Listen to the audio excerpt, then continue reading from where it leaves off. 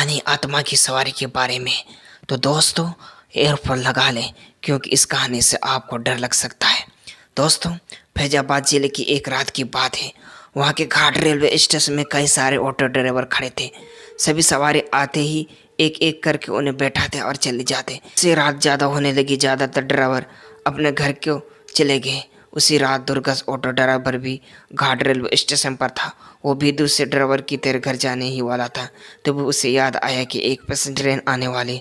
दुर्गस और 3-4 ऑटो चालक उसी पैसेंजर ट्रेन के इंतजार में रुक गए। जोर जोर से बारिश होने लगी तो थी ही, लेकिन बादलों की वजह से चांदी की रोशनी भी नजर नहीं आ रही थी।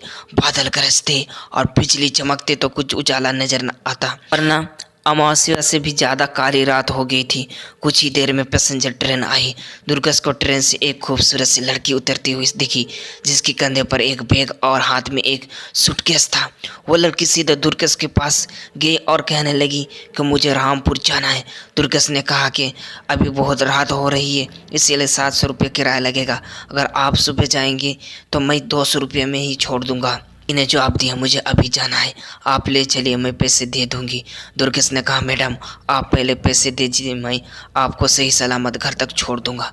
लड़की बोली, अभी मेरे पास सिर्फ 300 रुपये है, आप ये रख लीजिए, घर पहुंचते ही आपको बचे हुए 400 रुपये दे दूंगी।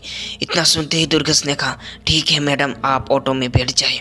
कुछ ही देर में दुर्गेश ने उस लड़की को उसके घर को पहुंचा दिया। वो लड़की ऑटो में उतरी और घर के अंदर चली गई। दुर्गस अपने 400 रुपये के इंतजार में खड़ा रहा। आधा घंटा बीत गया, लेकिन लड़की लौट कर नहीं आई। दुर्गस के मन में हुआ कि अंदर जाकर देख लेता हूँ कि वह अब तक क्यों नहीं आई है। बुढ़िया ने घर का दरवाजा खोला। दुर्गस ने उससे कहा कि एक मैडम यहाँ ऑटो से आई थी, उन्होंने मेरे 400 रुपये देने हैं, वो अब तक पैसे लेकर बाहर नहीं आई। बुढ़िया ने हैरानी से पूछा, कौन मैडम?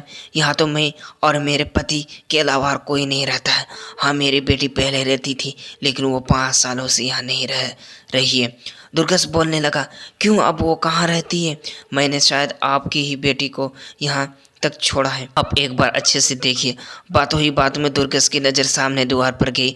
वहाँ उसी लड़की की तस्वीर लगी हुई थी जिसे वो ऑटो में बैठा कर लाया था। दुर्गस ने बुढ़िया से पूछा, वो दीवार पर जिसकी तस्वीर लगी वो आपकी बेटी है? बुढ़िया ने जवाब दिया, हाँ वो मेरी ही बेटी है। क्यों, क्या हुआ? तुम ऐसे क्यों पूछ रहे हो? हाँ, जवाब सुनते ही दुर्गस बोल पड़ा, माताजी मैंने कहा था ना कि मैं आपकी बेटी को ही घर लाया हूँ। ये मेरे साथ ऑटो में बैठ कर आई थी। अब तक जल्दी से मेरा पैसा दे दीजिए, देखिए सुबह भी होगी, मैं कब से यहीं खड़ा हूँ। बुढ़िया ने दुखी मन से कहा, बेटा ऐसा नहीं हो सकता। हाँ ये मेरी बेटी है, लेकिन 5 साल पहले ये ट्रेन के नीचे आकर मर चुकी है।